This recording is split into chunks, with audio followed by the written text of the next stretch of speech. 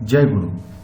मैं डॉक्टर अभिषेक पांडे, सहायक प्राध्यापक हिंदी विभाग, योगदास सत्संग महाविद्यालय, हिंदी कहानी का उद्भव और विकास विषय पर अपनी बात रखना चाहता हूँ। उक्त विषय रांची विश्वविद्यालय के स्नातक हिंदी प्रतिष्ठा के सेमेस्टर 3 में शामिल है। प्रिय छात्रों, इस विषय के माध्यम से आपको कहानी का इतिहास, आधुनिक कहानी का आरंभ, कहानी का स्वरूप, कहानी की परिभाषा, हिंदी कहानी की विकास यात्रा जैसे कई बिंदुओं को समझने में सहायता मिलेगी। तो आइए हम सीधे सीधे विषय पर बात करते हैं।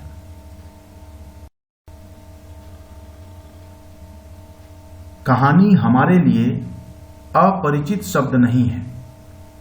हमारा कथा साहित्य उतना ही प्राचीन है जितना कि मानव स्वयं। आदिकाल से ही मानव में कहानी कहने और सुनने की प्रबल लालसा रही है। यदि देखा जाए तो कहानी सबसे प्राचीन विधा है, क्योंकि मनुष्य के विकास के साथ कहानियों का इतिहास जुड़ा है। भारतीय साहित्य में तो वैदिक काल से ही कहानियों का प्रचलन रहा है। राजा रानी की कहानियां, देवताओं और राक्षसों की कहानियां, पशु पक्षियों की कहानियां, न जाने कितनी तरह की चमत्कारों और अजीबोगरीब घटनाओं वाली कहानियां हमारे अतीत का हिस्सा रही हैं। पुराण, महाभारत, पंचतंत्र, बेताल पच्चीसी, जातक कथाएं आदि कई प्राचीन ग्रंथों में ऐसी हजारों कहानियां भरी पड़ी हैं, जिन्हें हमने पढ़ा या सुना है। इन कहानियों को पढ़ने से जहां हमारा मनोरंजन होता था, वहीं उनके माध्यम से तरह तरह की शिक्षा और उपदेश भी मिलते थे। इनमें वर्णित घटनाएं महत्वपूर्ण नहीं होती थीं, बल्कि उनके माध्यम से व्यक्त उपदेश महत्वपूर्ण होते थे। निश्चय ही वे कहानियां हमारी परंपरा का महत्वपूर्ण हिस्सा हैं, परंतु आज जिसे हम कहानी कहते हैं वह गद्य विधा सर्वथा नई है, अर्थात बिल्कुल नवीन है। पहले की कहानियों में महत्वपूर्ण होती थी घटना। इस घटना के माध्यम से लेखक अपने उद्देश्य की पूर्ति करता था। इसके लिए वह घटनाओं को मनचाहा रूप देता था। उसके लिए जीवन की वास्तविकताओं का कहानी के संदर्भ में अधिक महत्व नहीं था। कहानी की रचना के लिए वह काल्पनिक, दैवीय या चमत्कारिक घटनाओं का सहारा लेता था। लेकिन आज का कहानीकार कहानी की रचना करते हुए जीवन के प्रत्येक अंग पर गहरा विचार करता है। वह यह ध्यान रखता है कि जिस कहानी की रचना वह कर रहा है वह अवास्तविक न लगे। जो चरित्र वह निर्मित कर रहा है वह जीते जागते इंसान की तरह लगे। निश्चय ही यह एक बहुत बड़ा फर्क था, लेकिन यह फर्क अनायास नहीं आया था। 18वीं और 19वीं शताब्दी में हुए परिवर्तनों ने मनुष्य की सोच में क्रांतिकारी परिवर्तन ला दिया था। अब मनुष्य की चिंता के केंद्र में धर्म नहीं रहा, बल्कि उसका स्थान मनुष्य ने ले लिया। इसलिए मनुष्य की सोच भी अधिक वास्तविक और जीवन के अधिक निकट हुई। इसका असर साहित्य की रचना पर भी पड़ा। प्रिय छात्रों, इस प्रकार प्राचीन कहानी ने आधुनिक कहानी का रूप ले लिया।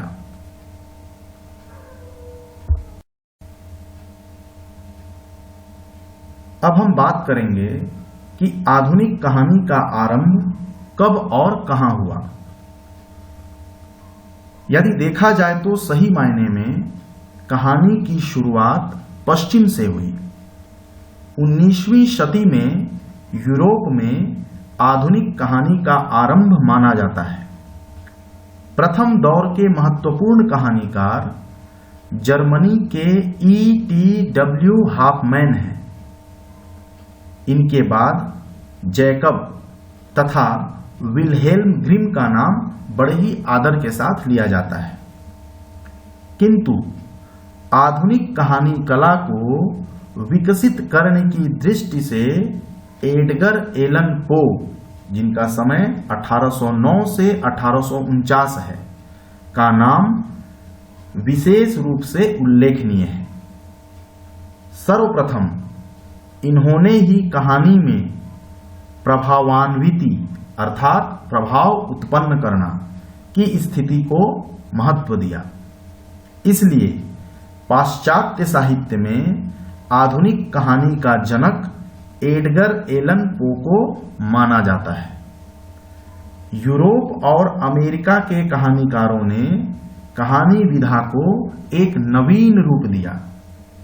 कहानी की लोकप्रियता के साथ साथ उसके स्वरूप में भी परिवर्तन हुए। कहानी की रचना प्रक्रिया पर विचार हुआ।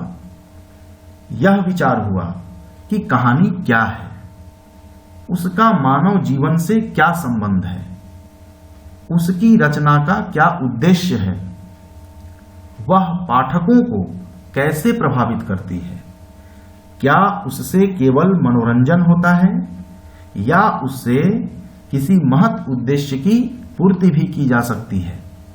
ऐसे तमाम प्रश्नों पर इन पाश्चात्य कहानीकारों ने गंभीरता से चिंतन व मनन किया।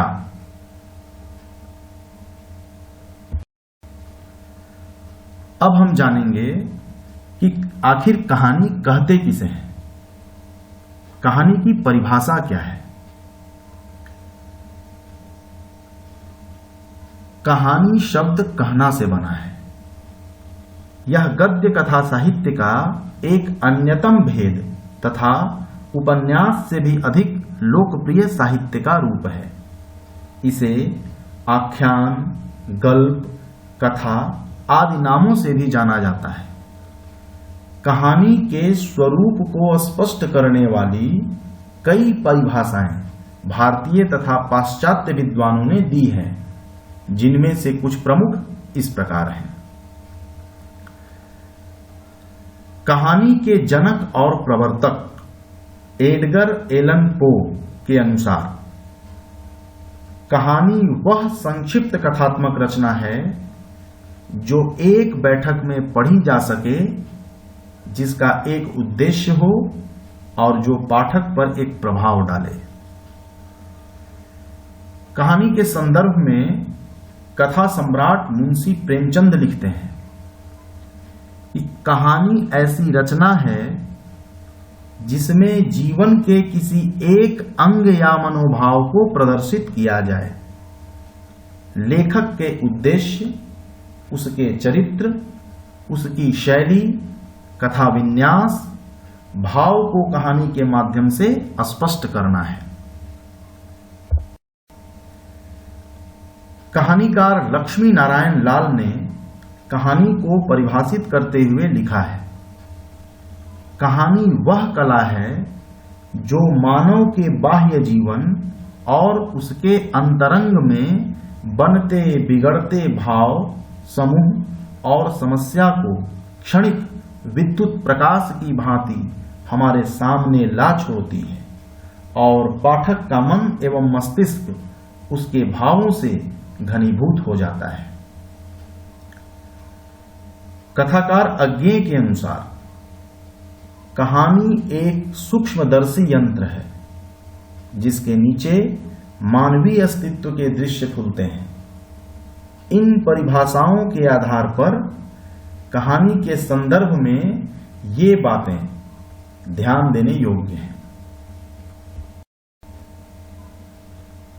पहला है, कहानी में कोई न कोई घटना या कार्य व्यापार अवश्य होता है।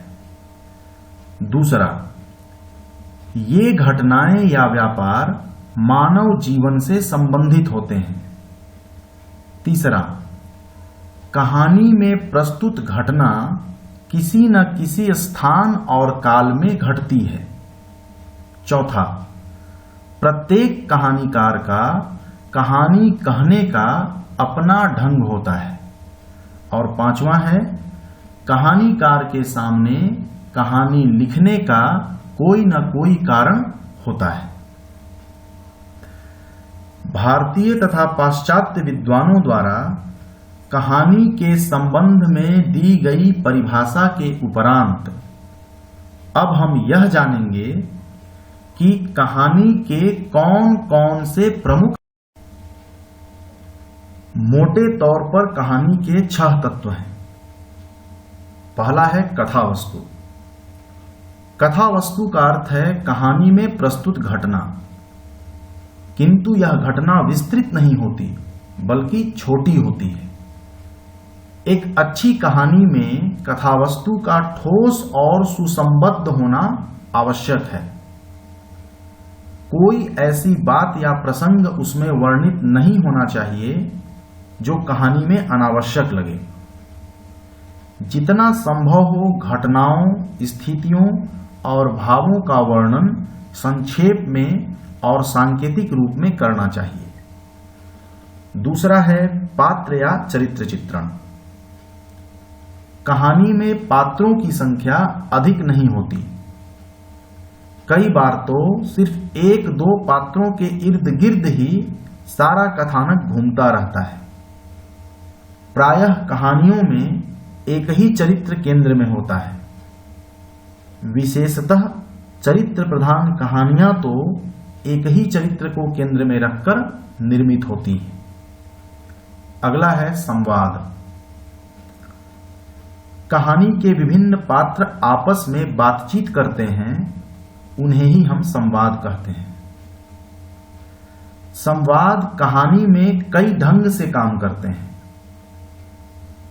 संवादों से कहानी आगे बढ़ती है। विभिन्न पात्रों के चरित्र पर प्रकाश पड़ता है।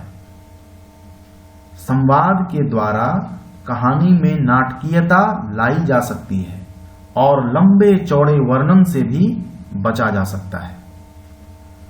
चौथा है देश काल या परिवेश। देश काल अर्थात कहानी में वर्णित घटनाओं का संबंध किस समय से है और वे कहां घटित हो रही हैं और वहां उस समय के हालात कैसे हैं। कहानी में सजीवता और वास्तविकता लाने के लिए यह आवश्यक है कि कहानीकार कहानी में वर्णित घटनाओं को उसके वास्तविक परिवेश में प्रस्तुत करे। पांचवा है भाषा। कहानीकार की रचना की सारी विशेषताएं भाषा के माध्यम से ही हमारे सामने आती हैं। इसलिए कहानी की भाषा को कहानी संरचना का प्राण कहा जा सकता है। शब्दों के द्वारा ही कथा में रोचकता, पात्रों में सजीवता और परिवेश में स्वाभाविकता आती है। रचनाकार का भाषा पर जितना अधिक अधिकार होगा, उसकी रचना उतनी ही उत्कृष्ट होगी। अगला है उद्देश्य या प्रतिपाद्य। उद्देश्य या प्रतिपाद्य का अर्थ है कि कहानी में क्या कहा गया है और जो कहा गया है उसका अभिप्राय क्या है। इसलिए उद्देश्य को समझने के लिए सबसे पहले यह जरूरी है कि हम कहानी को सही सही समझें। इन 6 तत्वों के आधार पर, या हम यूं कहें कि इन 6 तत्वों को आधार बनाकर किसी भी कहानी की समीक्षा की जाती है। प्रिय विद्यार्थियों, आज के लिए इतना ही। मेरा अगला ऑडियो विजुअल व्याख्यान हिंदी कहानी की विकास यात्रा पर केंद्रित होगा। धन्यवाद।